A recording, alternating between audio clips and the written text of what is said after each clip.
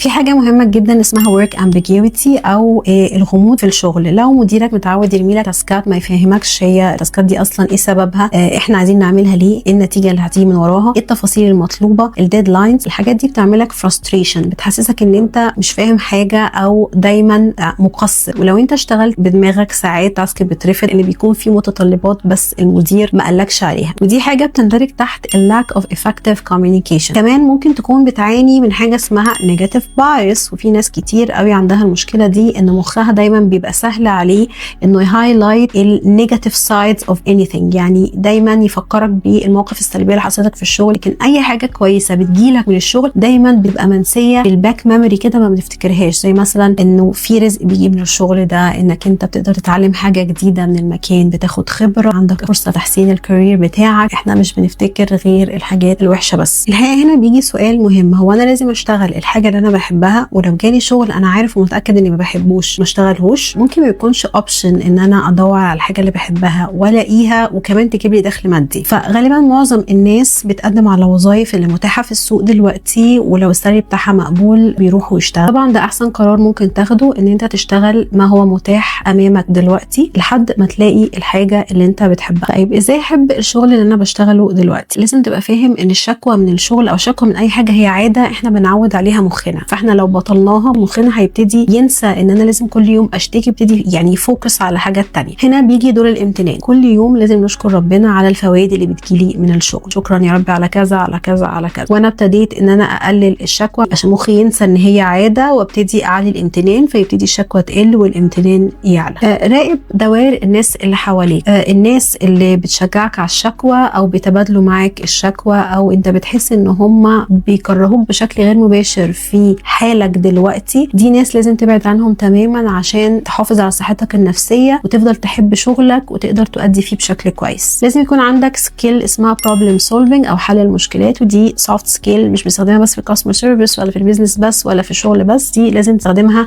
في حياتك الشخصيه عموما. اي موقف تتعرض له مخك يبقى سوليوشن فوكس. لو انا بستخدم السكيل دي، اي مشكله بتقابلني في الشغل بتضايقني من الشغل هفكر لها في حل، احل المشكله دي واموف اون، فما تاثرش وافضل اضايق في نفسي بره الشغل. لازم تهتم بصحتك النفسيه والجسديه كويس قوي. جوه الشغل لازم تحط حدود نفسيه واجتماعيه. لما يكون عندك وقت فاضي اشتغل على نفسك فقط، فكر في تطوير نفسك بس، مالكش دعوه باي حد تاني. افتكر دايما ان في ناس بتتمنى وظيفتك وناس بتتمنى نص راتبك. دايما يكون عندك امتنان وترمي كله ورا ظهرك اول ما تطلع من باب الشغل.